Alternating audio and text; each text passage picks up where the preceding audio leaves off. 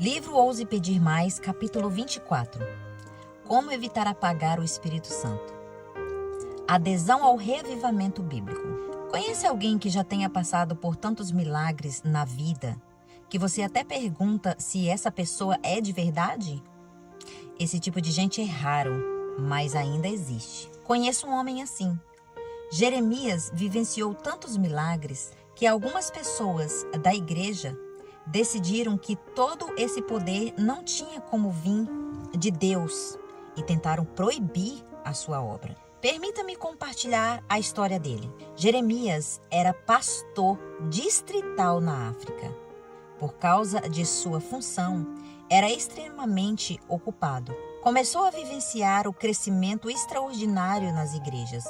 Milagres acompanhavam o seu trabalho e poder caracterizava a sua pregação. Muitas almas estavam entregando ao Senhor. Seu sucesso deixou o diabo muito infeliz e o inimigo começou a criar problemas. O que estava acontecendo em sua vida e ministério era tão incomum que algumas pessoas de dentro da igreja começaram a questionar se não se tratava de um poder falsificado. Certa noite, durante o culto de oração, entraram dois homens como se fosse profeta. O pastor Jeremias pronunciou: "Esses dois homens não estão aqui para orar, mas para roubar. Estão portando armas." A congregação achou estranha aquelas palavras, mas os membros levaram os dois para a delegacia e descobriram que a declaração do pastor Jeremias era verdadeira. Todos ficaram maravilhados. Como ele sabia essas coisas? Questionaram. Isso não é normal. Em consequência, tiveram um pouco de medo, mas o diabo ficou com mais medo ainda. Em outra ocasião, uma moça estava possuída por demônios e as pessoas em volta dela não sabiam o que fazer. Então disseram: "Vamos ligar para o pastor Jeremias orar, pedindo que os demônios vão embora." Diante dessa sugestão, os demônios logo puseram a falar: Não chamem o pastor Jeremias. Vamos embora agora mesmo." E a menina foi curada naquele exato momento, sem o pastor nem mesmo precisar ir lá e orar.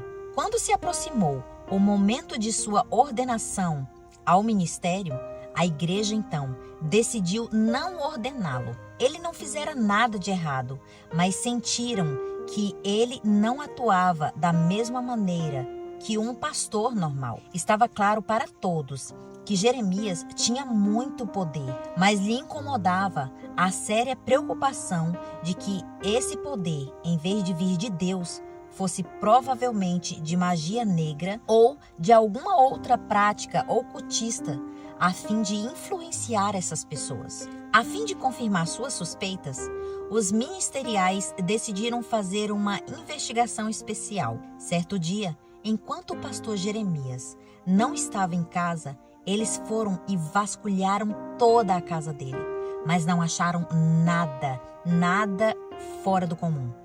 Não havia sinais de magia negra, nem de ocultismo. Então, entrevistaram a esposa dele. "O que seu marido faz quando está em casa? Já notou algum comportamento estranho? Quais são os hábitos dele?" "Ele é um bom marido", respondeu ela. "É bondoso com a família, não faz nada de estranho. Mas há algo que ele faz todos os dias, que provavelmente a maioria das pessoas não façam. Acorda 3 da manhã diariamente para orar e estudar a Bíblia. E 2 vezes por semana me pede para não preparar comida para ele, pois ele jejua e ora." Sem palavras, não tinha mais nada a perguntar. Maravilhados e alegres, maniaram a cabeça e voltaram para casa. Finalmente, se convenceram de que o poder visto na vida do pastor Jeremias de fato provinha de Deus e não de Satanás, e decidiram então ordená-lo ao ministério. Pouco tempo depois da ordenação, ele foi nomeado evangelista de uma das maiores associações de sua região. O Senhor continuou a abençoar seu ministério enquanto o pastor Jeremias falava com ousadia, condenando o pecado e chamando as pessoas ao arrependimento. Muitas almas foram ganhas para o Senhor e, em resultado, os líderes da igreja passaram a respeitar cada vez mais. Então, o promoveram a evangelista da União. Deus abençoou ainda mais em seu trabalho incansável.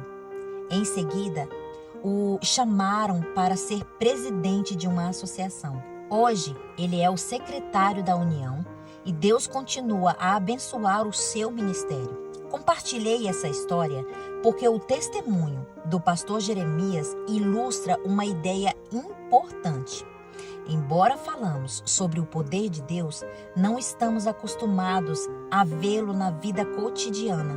Por isso, muitas vezes, quando tal poder é presenciado, sentimos a tentação de duvidar e achar que se trata de uma contrafação. Se não tomarmos cuidado ao fazer isso, podemos entristecer o Espírito Santo. Não estou sugerindo que devemos aceitar todos os milagres e acontecimentos sobrenaturais como obra de Deus. Eles precisam ser testados e avaliados com base nas Escrituras. Entretanto, antes de desestimular a obra genuína de Deus e colocar pedras de tropeços desnecessários no caminho de alguém, devemos perguntar: isso está em harmonia com a palavra? Qual é o fruto? Se as pessoas estão sendo ganhas para o Senhor e se afastando genuinamente de seus pecados, o mais provável é que não seja obra do diabo, pois eles não convencem os seres humanos a se arrepender e deixar os pecados. Confusão entre o genuíno e o falso.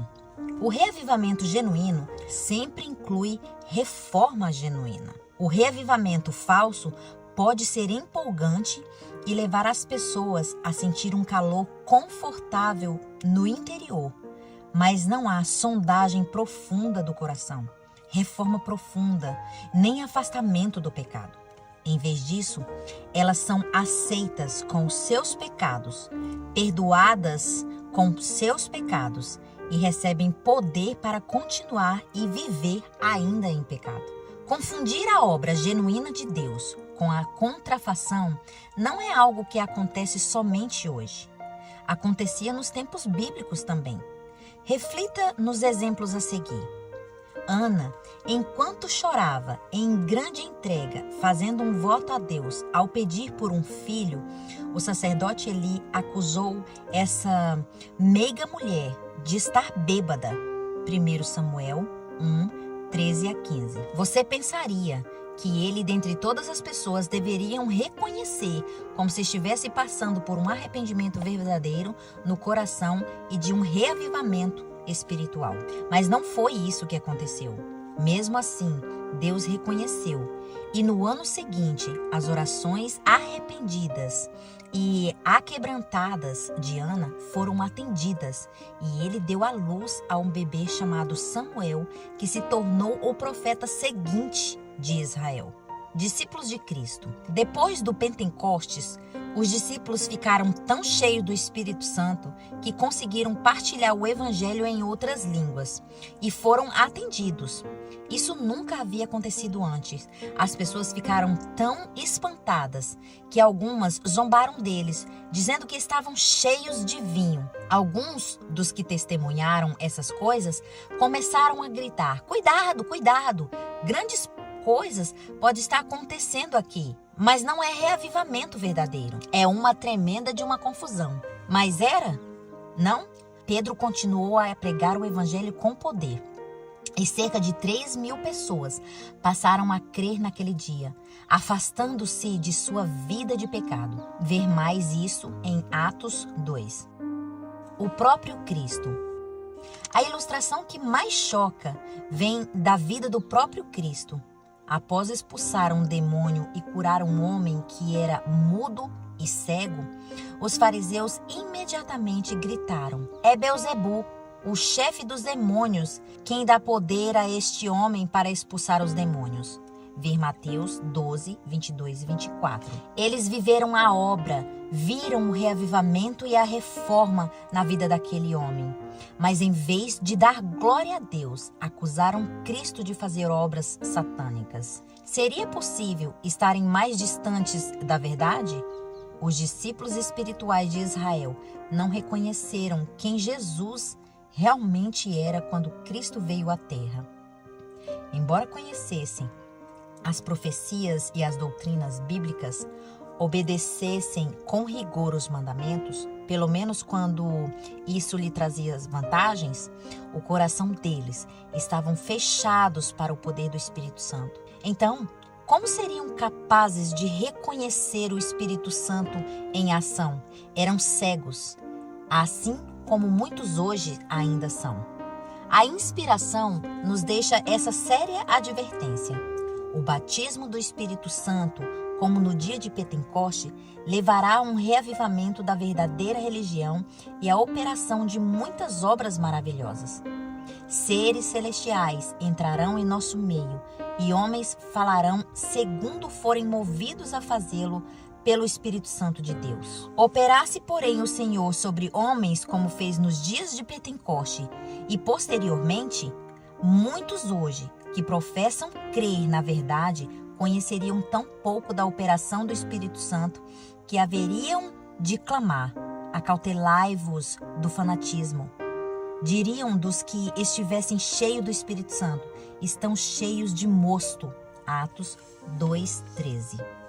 O grande pecado dos que professam ser cristãos é não abrirem o coração para receber o Espírito Santo. Quando almas anseiam por Cristo e buscam se tornar um com Ele, então os que estão satisfeitos com a forma de piedade exclamam: tome cuidado, não vá ao extremo, mas ao passo que devemos ser cuidadosos e não entrar em agitação humana, não devemos nos encontrar entre os que levantam indignações e nutrem dúvidas relativamente à obra do Espírito de Deus. A fim de ilustrar, lembremos um episódio que aconteceu na Califórnia, na metade da década de 1880. O Healdsburg College, que mais tarde se tornaria o Pacific Union College, estava apenas começando suas atividades e, naquela época, ocorreu um reavivamento genuíno entre os estudantes. No entanto, alguns fanáticos não convertidos se infiltraram na obra. Consequentemente, a liderança do colégio suprimiu o reavivamento. Vejamos o que Ellen White disse a respeito desse incidente. Gostaria de dizer algumas coisas em relação ao reavivamento em Healdsburg. Queria comunicar que não me encontro em harmonia com a maneira que tratam essa questão. Não nego que fanáticos se infiltram naquela obra, mas se agirem no futuro da mesma maneira que fizeram agora, podem ter certeza de uma coisa: vocês condenarão a obra da chuva serôdia quando ela cair, pois presenciarão nessa época evidências ainda maiores de fanatismo. Creio que a obra em Healdsburg seja genuína. Acredito que o Espírito de Deus se moveu com profundidade. Creio que pessoas não consagradas, nem convertidas, se colocaram à frente por pressão. O inimigo sempre trabalha por meio de quem tem a mente desequilibrada de caráter imperfeito. Não acho que o pastor E.P. Daniels agiu com sabedoria em todas as coisas e seria um novo capítulo na experiência de obreiros se não fossem cometidos erros em alguns aspectos. Deus não lhe apresentou os desafios e a falta de sabedoria em sua própria conduta e administração? Se o pastor Daniels errou em algumas coisas, quem dentre vocês ousa ordenar que ele pare de pregar? Quem dentre de vocês ousa deter a obra, porque o seu julgamento finito nem tudo parece estar de acordo com as suas ideias? Toda vez que penso nesta questão, sinto tamanha dor e tento tirar da mente o quanto antes. Quando o esforço se faz na obra de Deus, Satanás se põe no ambiente a fim de ser notado, mas seria papel dos ministros estender a mão e dizer: isso não pode prosseguir, pois isso não é obra de Deus. Creio que Deus estava dando uma advertência às pessoas de Healdsburg e acredito que alguns entenderiam a verdade. E creio que vocês não tinham direito algum de impedir aquela obra, mas deveriam ter se unido a ela. Se viram erros, como sem dúvida deveriam haver, então deveriam tê-los corrigidos da maneira mais particular possível e não colocar argumentos ou desculpas na mente dos que não se opõem à verdade a fim de resisti-la. Gostaria que conseguissem perceber como é delicado e perigoso intrometer na obra de Deus, a menos que tenha a luz do céu para guiá-los em suas decisões. Temo que tenham entristecido o Espírito de Deus. Se essa for sua maneira de administrar, quando Deus mandar coisas boas, podem ter certeza que os reavivamentos serão raros. Quando o Espírito de Deus vier, será chamado de fanatismo, assim como nos dias de Pentecostes. Esses homens estão cheios de vinho novo. Foi a reação daqueles que não se interessaram pela obra. Precisamos tomar cuidado para não plantar sementes de dúvida, nem falar contra uma obra que o Espírito Santo está realizando, chamando de maligna ou de fanática. Embora sempre devemos pedir sabedoria a Deus para reagir corretamente, quando as pessoas não consagradas se levantarem para depreciar a obra, não devemos lançar sombras ou impedir o agir genuíno do Senhor. Nós, seres humanos, temos a tendência de ir de um extremo ao outro. E é disso que Satanás se agrada. Seu principal desejo é nos fazer aderir ou ao fanatismo em um extremo ou ao formalismo frio no outro. Seu principal objetivo é nos fazer aderir ou ao fanatismo em um extremo ou ao formalismo frio no outro. Em qualquer dessas posições, não reconheceremos os seus enganos. A maioria presume que o fanatismo é o maior perigo. Todavia, o formalismo frio pode ser igualmente desastroso. Embora o formalismo possa se orgulhar de não ser pego nos enganos dessa nova era, ele pode muito bem nos impedir de reconhecer o derramamento do Espírito Santo quando ele acontecer. Que perigo! Que não caímos em nenhum desses buracos espirituais. Nosso desejo é permanecer no caminho estreito, apegando-nos firmemente à mão de Deus, recebendo o óleo novo diariamente em sua sala do trono. Ei, continue a pedir mais, pois Deus anseia fazer muito mais em sua vida e no seu ministério. Você acha que já viu de tudo? Pois Deus tem infinitamente mais além. Creio que ainda estamos por descobrir o potencial completo desse dom divino e extraordinário chamado oração.